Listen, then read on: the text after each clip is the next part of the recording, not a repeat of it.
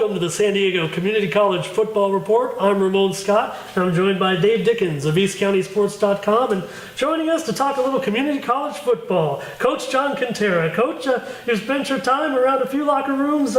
I'm sure you've been around the community college scene plenty. Absolutely. I'm a product of the junior college ranks, having played basketball and baseball at Maricosta many years ago. My brother actually played defensive back and running back at Palomar once upon a time, and my dad, going way back, played at Oceanside Carlsbad College, which eventually became Maricosta, and then played at University of Oregon and the University of Nevada. Dave, we had Coach Kentera on our prep show. We've actually shackled his ankles to this chair because he has to comment on these community college football games. Mostly we kept him because one of our games is a real big deal this weekend. But we're going to start with the Grossmont College Griffins and Mesa Olympians, two of our local teams here in San Diego County. The Grossmont Griffins lost their second quarterback of the season early on in Saturday's game.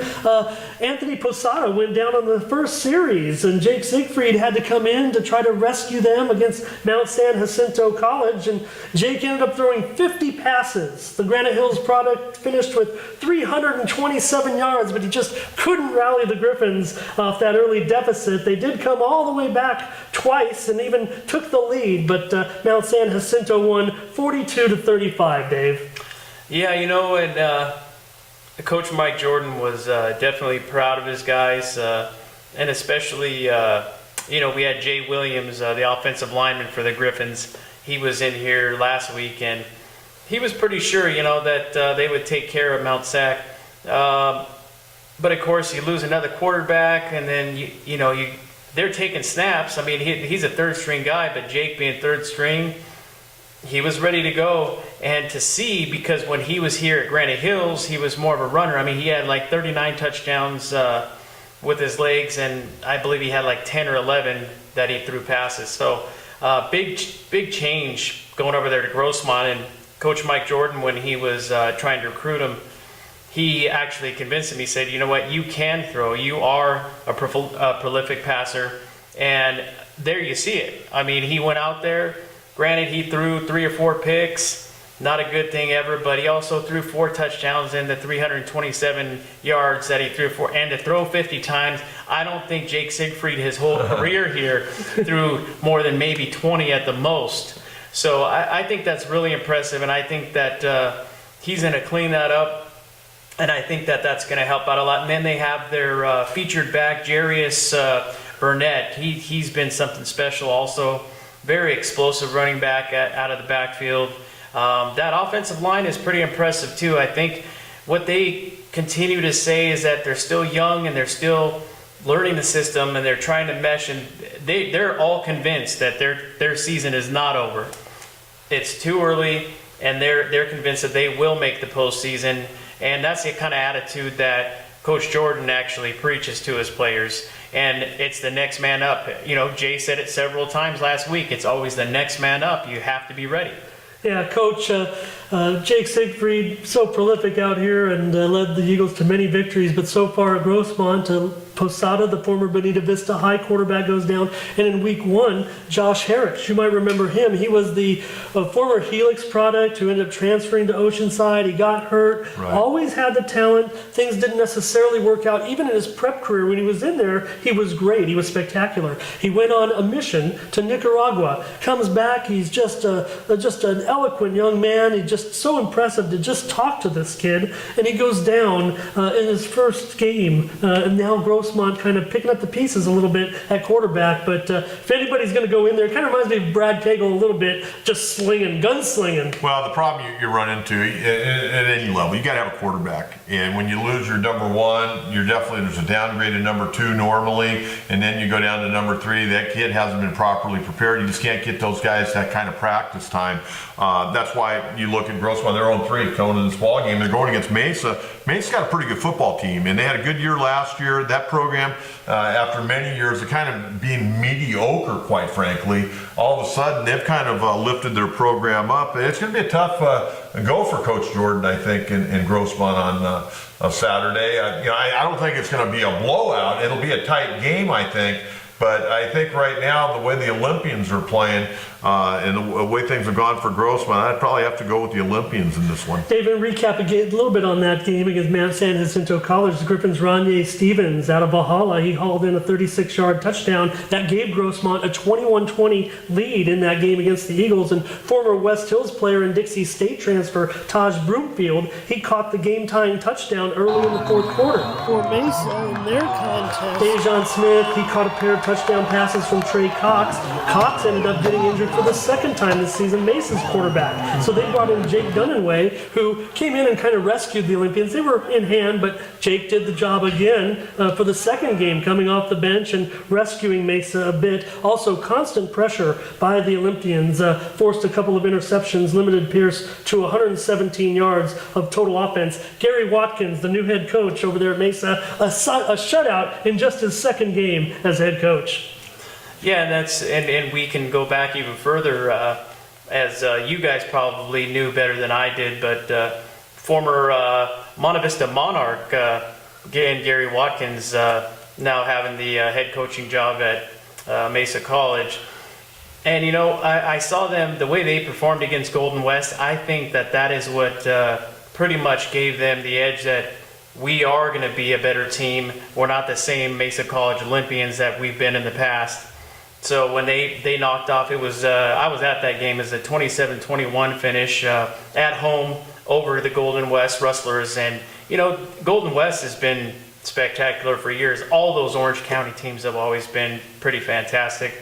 But I think by beating them and then going up and going out of town and handling the way they did last year or last game too is really saying something. So I think the Griffins are going to have their hands full. But I still think because of the rivalry, I think that all bets are off and it could be a field goal that wins it for Mesa. Sure. I'll take Mesa by a field goal, maybe 7 to 10 points. The Palomar Comets are going to travel to take on Ventura. The Comets pulled off another late victory with a touchdown pass as they stunned the Citrus Owls 14-10 last week. An 11-yard touchdown pass from Shea Morales to Cal transfer Logan Gamble with 54 seconds left lifted Palomar to the win at Escondido High. The Comets scored their first points of the night on a 3-yard run by Davian Sneed, who's emerging as the team's top rusher. Devin Nielsen and Bryce Walker, who Walker caught that other touchdown, you remember, for the late victory in their other win, and against Moore Park, sure. And they've combined for 24 receptions this season. Ventura, they've looked good. They're ranked 9th right now. 3 wins so far. Orange Coast, Saddleback. Last week they beat Allen Hancock 29-28. This is going to be a tough task for Palomar. As decent as they've played so far, Ventura's got to be a 3-touchdown favorite. Well, I would think Ventura definitely is the favorite. Palomar trying to kind of figure out what they're doing. Palomar thought they were going to have a good season. They got off to obviously a bad start. They got beat up pretty good by Southwestern. Southwestern's got a good football team. We're going to talk about their game this week. They got their hands full. But, you know, Palomar going on the road up there, you got to go with Ventura without a doubt. Dave, can the Comets hang in there? You know what, I think it's just so tough with a team of that caliber with Ventura and all the talent. It's another one of those Orange County, Los Angeles teams that are just so stacked. I mean, a lot of those teams could create 3 teams out of the amount of people that they have, including gray shirts and such. So I really like to see Palomar come out on top, but I would definitely say Ventura by at least a couple of scores. Coach, the highest caliber community college football game in the county will be played this Saturday night at Southwestern College when the number 1 ranked Fullerton Hornets come to town, and they're off an 85-0. One of those 85-0 wins last week that they seem to rack up a couple of times every year. It'll be an awesome game still. Both teams come in 3-0. Southwestern, they're no slouch. They're ranked top 10 as well, number 8 right now heading into the week. So just to be a great game. The Jaguars forced 7 turnovers, including freshman Isaac Wright's 100-yard interception return for a touchdown in the 40-7 win last week over Victor Valley. Sophomore quarterback Marcus Hernandez-Torres, Dave, in his first extended action with the Jaguars since 2017, had a 22-yard pass and rushed for 20 yards for a score with a couple minutes left in the first quarter for a 10-0 lead. Thomas Fishburne missed that game. Could miss another, but Coach Carberry said quarterback DeMonte Morris should be good to go this week as the starter against Fullerton. Yeah, it's a shame that Fishburne went down when he did at the end of that Palomar game. But Coach Carberry is also very hopeful. Not this week, but that he will definitely be ready for action in another 2 or 3 weeks. I mean, there's not a real timeline, but you definitely want to have a quarterback of that caliber to be on the field.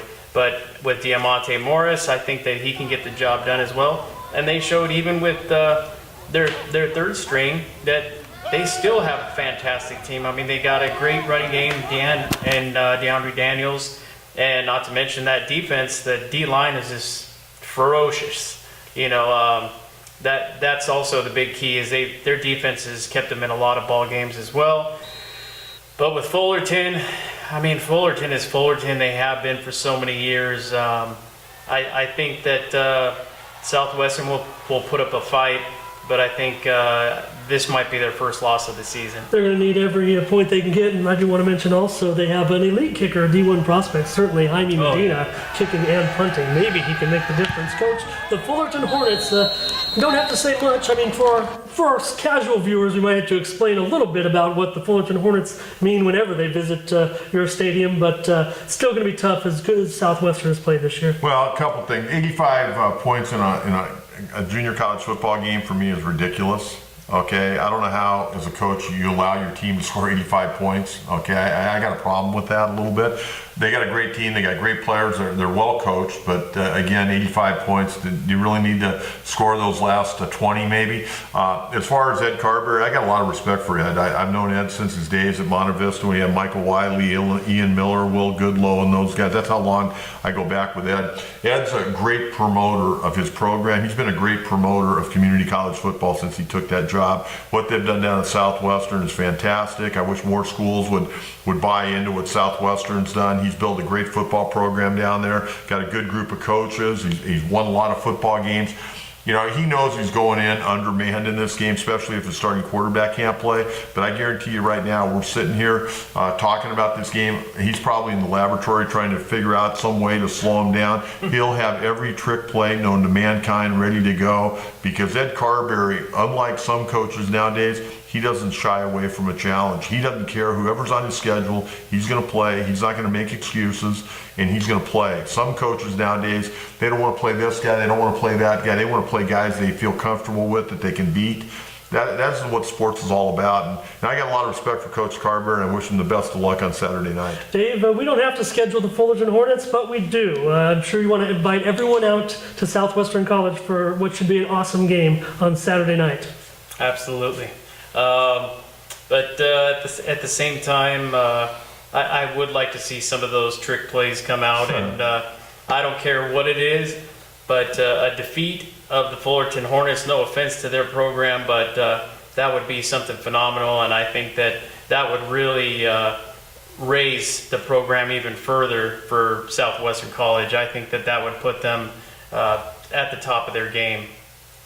That would be awesome. All right, well, that's going to do it for us on the San Diego Community College Football Report.